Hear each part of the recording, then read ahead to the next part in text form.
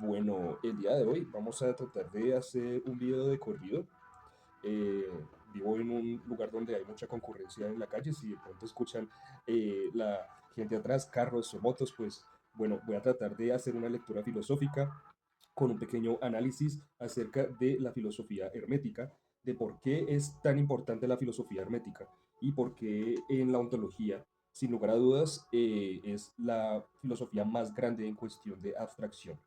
Partimos de el hecho de que la ontología en sí es el grado en que una filosofía logra abstraer al ser, logra interpretar acerca del por qué el ser se encuentra en este plano, por qué la existencia de los mismos seres, ¿verdad?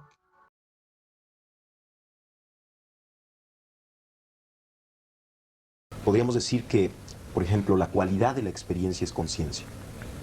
Tú cuando ves una luz, realmente detrás o en el hecho, en la cualidad luminosa, está la conciencia. La luz no existe ni afuera ni adentro. O sea, no existe como un fenómeno físico, como tal como luz. En el espacio lo que existen son una serie de ondas electromagnéticas, cambios fotónicos. Tampoco existe en la actividad cerebral como luz. Como luz, en esa cualidad perceptual, es conciencia. De la misma forma el sonido. O sea, el sonido a nivel de espacio, físicamente no existe sonido. O sea, no existe nada en el universo físico similar al sonido.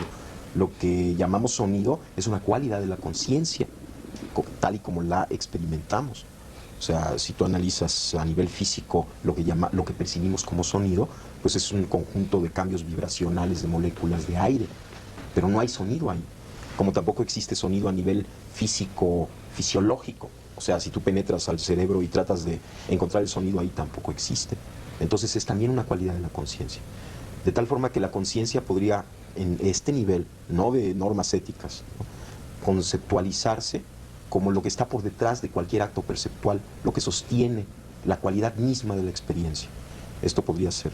Y existen muchos niveles de la conciencia. Decimos que entonces la ontología trata de mantener la idea de la manifestación a través de ideas empíricas, puede sostenerse a través de la idea del observador, de que el observador permanentemente está tratando de darle la forma a la materia o a la realidad, de acuerdo a la capacidad de la conciencia. Y también a través de explicaciones técnicas. Estamos hablando de que la forma es en sí un término que podría acuñar el materialismo para darle explicación a la materia y a la energía que viene a tomar esa forma, pero a través de ella misma, del movimiento, ¿sí? A través de otras filosofías se plantea que si no hay observador, pues no hay forma. ¿Cómo podría haber forma si no está el observador? Tendríamos que definir a la piedra, al sol y a la galaxia, a los planetas, simplemente como mera energía y masa que difiere en cuestión de movimiento. He ahí donde entra el hermetismo y es ahí donde entran las filosofías que tratan de explicar la ontología desde una forma de abstracción. Y es aquí pues donde nos encontramos.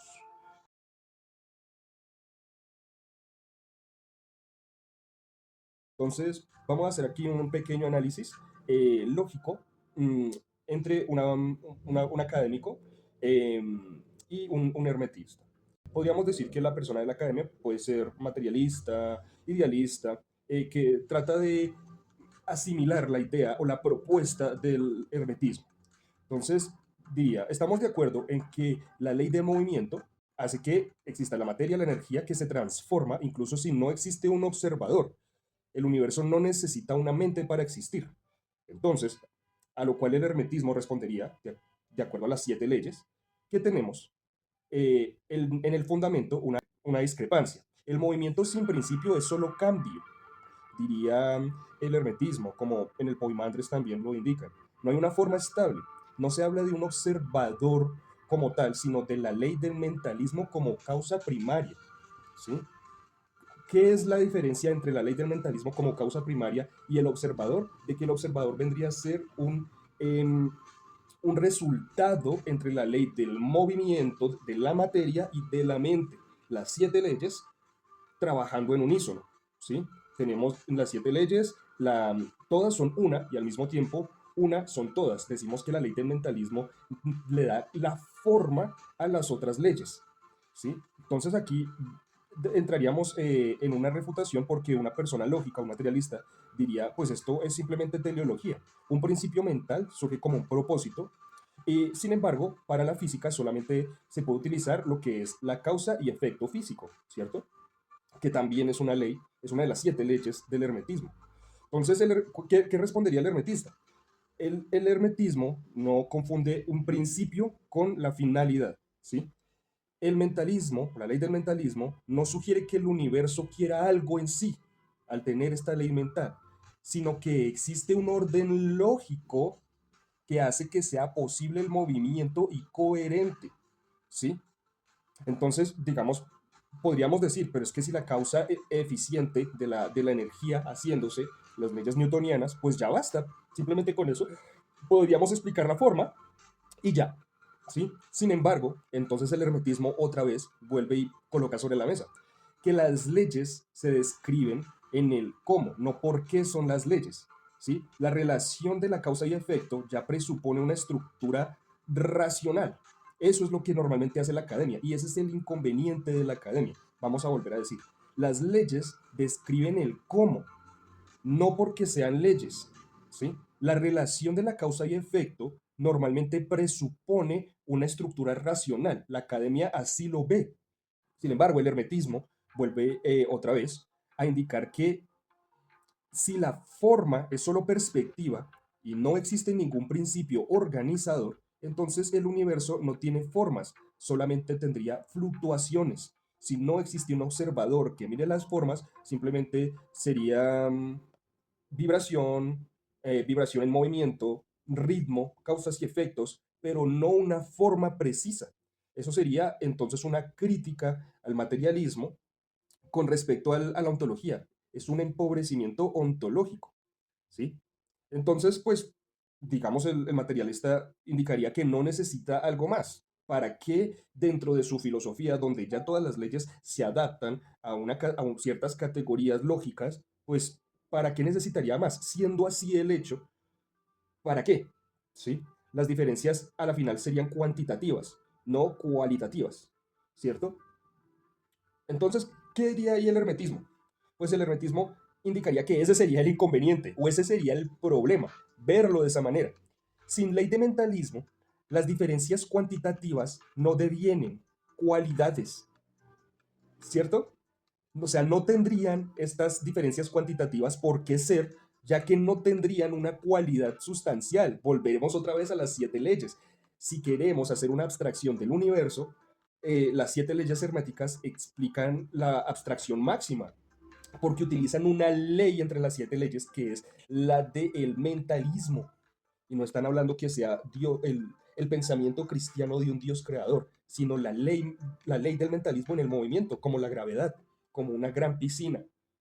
Entonces es ahí donde hay una discrepancia con respecto a la estructura y cómo la filosofía hermética lo ve. Sin ley de mentalismo, las diferencias cuantitativas no devienen cualidades. Nada distingue realmente al sol de la piedra salvo su magnitud. Eso anularía la forma del universo como realidad y la volvería entonces una ilusión, ¿sí? ¿Qué sería lo lógico? ¿Cómo podría entonces la lógica atacar esto? Em, Sería reintroducir un sentido o una finalidad. Volvemos otra vez a prospectos teleológicos. No necesariamente. El hermetismo no es teleología pura, ¿sí? Porque en muchos aspectos hay descripciones de cómo son las cosas, como los axiomas herméticos. No está diciendo que estos axiomas se apliquen para todos los niveles de movimiento o todos los planos de existencia de las mismas formas y las mismas maneras, ¿sí? Entonces, acá el hermetismo lo que hace es introducir un principio formal, no una finalidad. Es un principio formal. Introduce que la forma no depende del observador, pero tampoco sería arbitraria. Es una estabilización del movimiento. La teoría sintérgica afirma que existe una organización básica del espacio. Esta organización básica sería como una matriz, un enrejado, una celosía, cuyo estado fundamental es de total coherencia y simetría. En esto está de acuerdo también la física contemporánea. Cualquier modificación en esta matriz fundamental del espacio, un instrumento físico la detecta como una partícula elemental. Entonces el instrumento detecta que hay algo que aparece contra un fondo estable de total coherencia, y los físicos y las gentes que conocen lo que significa la medida del instrumento hablan de la aparición de una partícula elemental. La idea es que las distorsiones de la latiz, sobre todo las distorsiones complejas, son lo que podemos denominar objetos. La teoría sintérgica afirma que el cerebro humano es capaz de distorsionar la estructura de la latiz en la forma más compleja conocida en el universo. Y esta distorsión compleja de la latiz constituye la realidad perceptual. De tal forma que cada una de las actividades neuronales constituye una microdistorsión de la latiz. Y puesto que el cerebro humano contiene alrededor de entre 10.000 y 12.000 millones de elementos neuronales, cada microdistorsión, cada alteración de esta estructura básica del espacio interactúa entre sí, formando una macrodistorsión compleja, a la que la teoría le llama el campo neuronal. De tal forma que la hipótesis fundamental de la teoría sintérgica es que la percepción surge como resultado de la interacción del campo neuronal con la latiz del espacio. Existen diferentes niveles de interacción entre el campo neuronal y la latiz, y cada uno de estos niveles constituye o se asocia o se percibe como un nivel diferente de conciencia. Por ejemplo, existe la conciencia auditiva, la conciencia visual, son diferentes tipos de conciencias, y la teoría afirma que cada una de ellas está relacionada con los parámetros de esta interacción entre el campo neuronal y la latiz. Si entonces existen de acuerdo a Platón, los sólidos platónicos que son los que le dan la forma, ¿serían estos sólidos platónicos como la forma, entre comillas, de la ley de mentalismo? No, no necesariamente. Pero sí decimos que las formas están adyacentes a la materia de acuerdo al hermetismo. Aquí es donde entonces tenemos que revivir la filosofía neoplatónica. Aquí es donde tenemos que revivir la influencia del neoplatonismo cuando sugiere a través de Plotino y Proclo que existe la emanación, después de la emanación existe movimiento, después existe lo que va a ser como las formas, ¿sí? Ahí nos encontramos entonces con los sólidos platónicos y ya después entonces vemos como la creación, ¿sí? Entonces hay diferentes niveles en las cuales se entrelazan los, las leyes herméticas, incluyendo la ley de mentalismo, para venir a dar la creación. La conciencia entonces participaría también de las formas. Por eso, por eso se sostiene en el misticismo, en la filosofía de la alquimia, que reúne el hermetismo y el neoplatonismo, en una que la conciencia no depende única y exclusivamente del cuerpo, lo que quiere decir que si el cuerpo se destruye, claramente la conciencia va a terminar siguiendo mm, una disolución, ¿sí? Una transmutación, no destrucción, ya que la energía se renueva y se transmuta, no se destruye. Y al tener entonces, al pertenecer al ámbito de las formas, la conciencia vendría entonces a quedar remanente después de la destrucción del cuerpo, pero sí habría una disolución. He ahí que los alquimistas, como el señor Paracelso, dicen que nosotros morimos dos veces, una en cuerpo y otra en alma. El alma es como la cosecha de la siembra que usted hizo en vida, ¿sí? Como una segunda vida que se va diluyendo y ya pues montados en el misticismo, hablamos entonces de los cuerpos, que pues ya se ha hablado en este canal. Entonces vendríamos a decir, ¿qué sería entonces la forma? ¿Sí? Si eso se plantea en el hermetismo, en la academia, ¿cómo lo plantearíamos?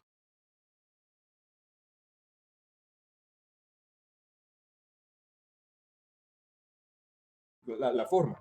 Pues bueno, se podría entonces indicar que es un patrón inteligible del movimiento. Sin la ley del mentalismo, simplemente sería energía. Eso sería.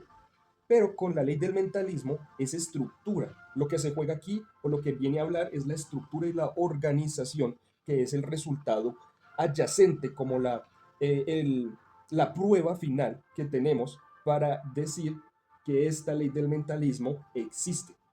El hermetismo se muestra aquí como la filosofía más grande y no por autoridad, no por autoridad, aquí, sino por alcance lógico con respecto a las abstracciones. Entonces, pues, ¿qué concluimos? Concluimos que si hacemos una jerarquía de lógica basada en la profundidad de abstracción y la capacidad de explicar principios de forma, orden y causa, eh, es necesario indicar que siempre en el ranking de arriba se puede encontrar el hermetismo, ¿sí? Es la máxima expresión ontológica del occidente. Explica la forma, orden, causa primaria a través de las leyes y la ley del mentalismo que no la tienen otras metafísicas. ¿Sí? Tenemos como el hegelianismo, el idealismo dialéctico, que es la que habla de la realidad como un proceso racional, ¿sí? Habla de la forma y el orden emergen desde una forma dialéctica y es muy cercana al hermetismo con respecto al tema de la abstracción, pero sigue como encerrada en el tema de los conceptos y no los tiene como principios, digamos, no utiliza la ley mental como principio. Es ahí donde se le lleva la corona, el hermetismo, algo que no lo saben en la academia. Tenemos otras como el espinosismo, que habla de la sustancia única con atributos que se va haciendo, algo que también se propone en el eh, hermetismo, ya que una vibración tiene diferentes ritmos tienen diferentes polaridades, causas y efectos que vendrían ya después a dar la forma, la diferencia entre los planos, ¿cierto? eh, Siempre acompañado de la ley del mentalismo. Entonces, digamos, podríamos decir que desde el punto de vista de Spinoza, tiene coherencia con respecto a una sustancia, Dios, que siempre se va haciendo a sí misma, pero no es tan flexible como el hermetismo para explicar la multiplicidad. Entonces, ahí donde el hermetismo se le lleva la corona. Tenemos otros procesos o otras filosofías como el idealismo trascendental de Kant, ¿sí? Donde habla de las condiciones y las posibilidades, saca la abstracción en órdenes epistemológicos, pero no ontológicos. Entonces, entonces se queda dentro, no hace la abstracción, se queda dentro del movimiento, como el materialismo. Explica lo que se percibe, no cómo existe en sí la realidad, ¿cierto? Entonces, acá ya tenemos diferentes materialismos. El materialismo clásico, que es el que venimos comparándolo todo el video con el hermetismo, que utilizaría entonces la lógica desde una forma hermenéutica, es muy fuerte descriptivamente, como ya lo hemos analizado, pero incapaz de explicar la forma y la inteligibilidad o el principio en sí mismo. No puede aceptar el mentalismo sin salir de su marco completo, por lo cual volvemos otra vez, un materialista no podría acuñar una metafísica. Por el contrario, ciertas metafísicas como el hermetismo sí puede acuñar el materialismo como herramientas para pues otras ramas del conocimiento, ¿cierto? Eh, por el contrario, si hay otros materialismos como el estructural, el de Poincaré o Bunge, no los conozco muy bien, indica que pues reconoce la estructura de las relaciones, puede dialogar con el hermetismo parcialmente, pero reduciría la causa primaria a patrones físicos o emergentes. Podríamos decir que entonces es como materialismo, pero un poco ya evolucionado, emergentista, ¿sí? Eh, Esta sería entonces la conclusión. El hermetismo es el único por combinar el principio con la causa, la forma y el orden en un marco formalmente consciente, ¿sí? Eh, con todas las categorías, ¿sí? Abstrae.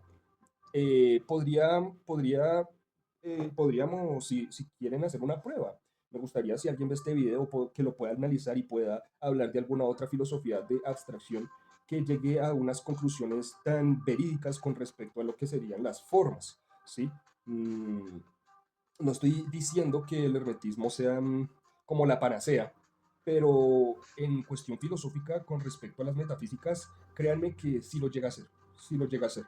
No es necesario estudiar la filosofía en la academia para estudiar el hermetismo y llegar a ser un buen hermético.